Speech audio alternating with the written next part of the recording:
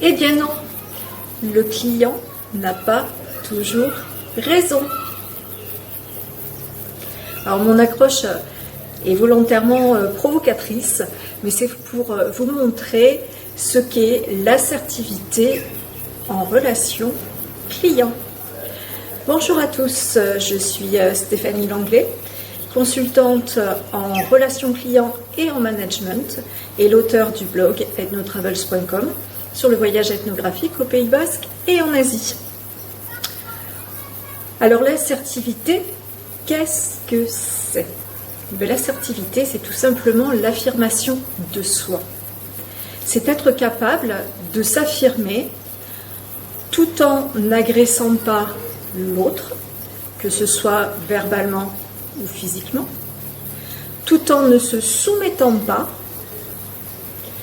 Je ne dis pas oui juste pour être débarrassé de la personne qui n'est pas d'accord avec moi, et tout en ne manipulant pas. Je n'utilise pas la ruse pour obtenir ce que je souhaite. Donc l'assertivité en relation client, comment l'appliquer?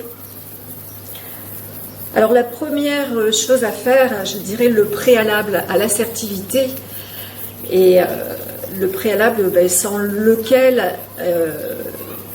il sera difficile de pouvoir être assertif avec votre client, c'est le fait de d'abord instaurer un climat propice à l'échange.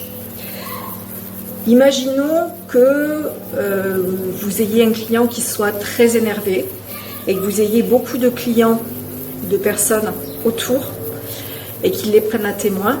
Si vous avez possibilité d'isoler ce client, faites-le. Proposez-lui par exemple d'aller discuter dans un autre endroit, dans un bureau ouvert, parce que si vous avez une personne qui est énervée en face de vous, ne vous isolez pas avec elle, ça c'est une évidence. Pour créer un climat propice également, commencez par demander à la personne de vous expliquer ce qui se passe, pourquoi elle est en colère. Généralement, le fait que la personne puisse finalement vider son sac, donc vous dire ce qui se passe exactement et pourquoi elle est en colère ou pourquoi elle est stressée, parce que parfois ce n'est finalement que du stress, et bien ça va lui permettre justement de se calmer naturellement. Elle a vidé son sac, finalement la pression va redescendre naturellement. Autre façon de créer un climat propice, imaginons que vous soyez manager et que ce soit un de vos employés qui ait eu un problème avec un client. Alors je ne dis pas que c'est de la faute de l'employé ou de la faute du client. Imaginons qu'il y ait eu un conflit entre un client et un employé. Il est toujours mieux de faire intervenir un tiers.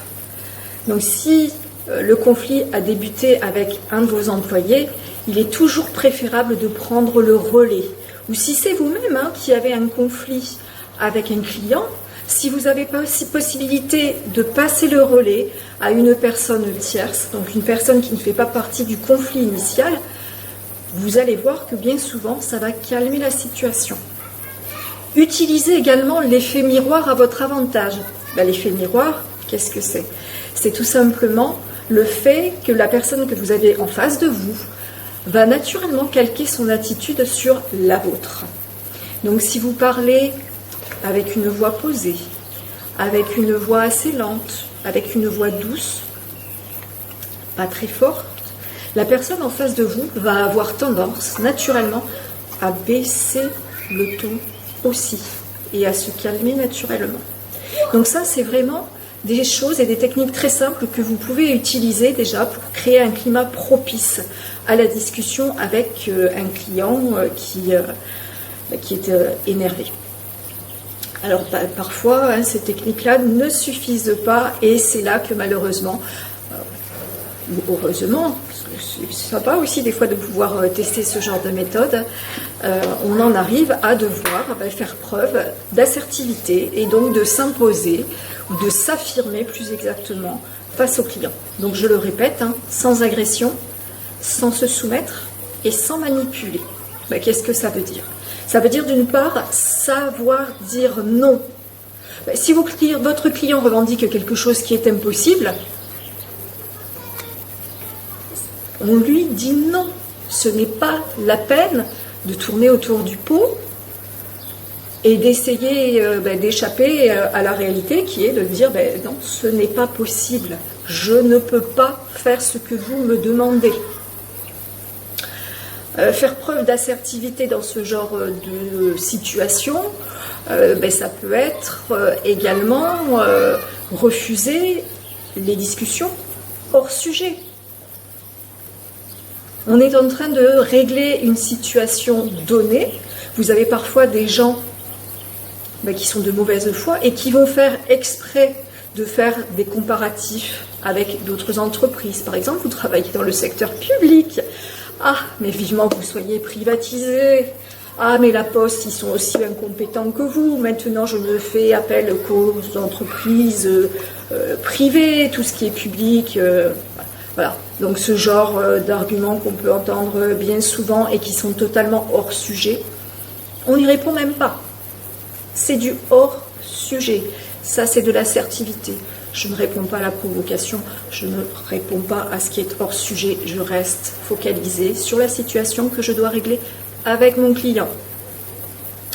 Pour ce faire, on peut utiliser ce qu'on appelle aussi la technique du disque rayé. Eh bien, monsieur, madame, je vous ai expliqué que nous pouvons faire ça pour vous, ça, mais par contre, vous me demandez ça, et je vous l'ai dit, nous ne pouvons pas le faire pour telle raison. Votre client reste en boucle, il ne veut rien entendre, il revendique encore et encore. Là, je vous ai expliqué ça et ça. Voilà, vous répétez la même chose. Vous reformulez éventuellement. Mais vous restez focalisé sur votre position du début. Une autre méthode que vous pouvez utiliser, imaginons que vous soyez dans un endroit où votre client prend les autres clients qui sont dans la même situation que lui à partie. Donc, je pense à des situations bien évidemment très concrètes. Et donc, vous êtes face à ce client qui prend les gens à partie. Il y a des jeunes filles qui sont à proximité, donc monsieur fait un petit peu le coq pour épater la galerie, il parle très fort, il se fait beaucoup remarquer, il est hors sujet, il revendique et il proteste. Et donc dans ce cas-là, comme vous avez des clients qui sont dans la même situation, à qui vous avez expliqué la même chose et qui vous ont remercié de ce que vous faisiez pour eux, eh bien n'hésitez pas à prendre ces clients-là à partie. J'ai eu ce genre de situation en gare d'Hendaye, sur une situation perturbée, avec des clients qui étaient en rupture de correspondance.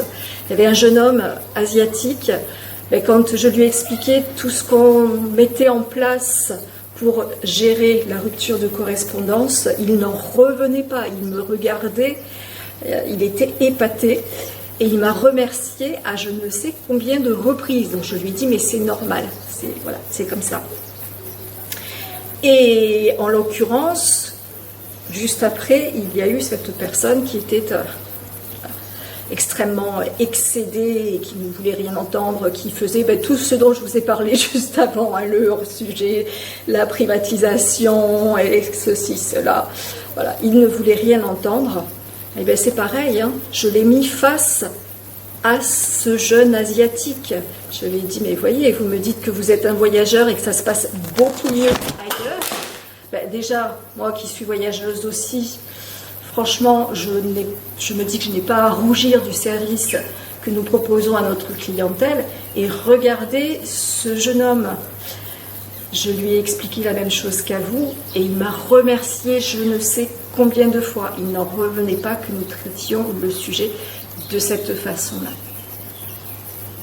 Donc voilà, je vous ai donné quelques exemples et quelques techniques que vous pouvez utiliser pour faire preuve d'assertivité quand vous êtes face un client qui est de mauvaise foi ou qui ne veut pas entendre ce que vous lui dites, puisque ben non, le client n'a pas toujours raison. Et il faut savoir lui dire non à ce client, parfois. Et c'est quelqu'un qui est vraiment passionné par la relation client et par le fait de donner le meilleur service possible à la clientèle qui vous dit ça. Le client, parfois, a tort. Il faut savoir lui dire, il faut savoir lui dire calmement, il faut savoir lui dire avec les bons mots, et il faut savoir dire stop. Ça peut être, je reviens à cet exemple-là, ce monsieur au bout d'un moment m'a dit mais vous nous prenez en otage, de toute façon vous savez qu'on ne peut rien faire d'autre. J'ai écouté son argument. Vous vous sentez pris en otage? Mais écoutez, voilà, je vous propose deux alternatives, puisque a priori vous avez des solutions que nous n'avons pas nous pour vous trouver un acheminement immédiatement. Ce que je vous propose, c'est de vous accompagner tout de suite au guichet. Je m'engage personnellement à ce que nous vous remboursions intégralement votre billet et vous pourrez vous débrouiller, vous pourrez résoudre votre situation et continuer votre voyage par vous-même et sans vous sentir pris en otage. Qu'est-ce que vous décidez? Je vous laisse réfléchir un petit peu si vous voulez. Et voilà. Soit je vous emmène au guichet, on vous rembourse, et vous trouvez vous-même votre moyen d'acheminement ce soir, ou alors vous acceptez la prise en charge qu'on vous propose, et demain matin, à la première heure, nous vous acheminons à votre destination. Je suis à votre disposition. Vous revenez vers moi dès que vous avez pris votre décision. Il n'est jamais revenu. Moi, je suis rentrée chez moi. C'était la fin de ma journée de travail. Les agents ne l'ont pas revu. Il n'y a eu aucune réclamation. Ça, c'est de l'assertivité. On ne peut pas faire l'impossible pour le client. Le client, ben, parfois, il faut savoir lui expliquer. Voilà.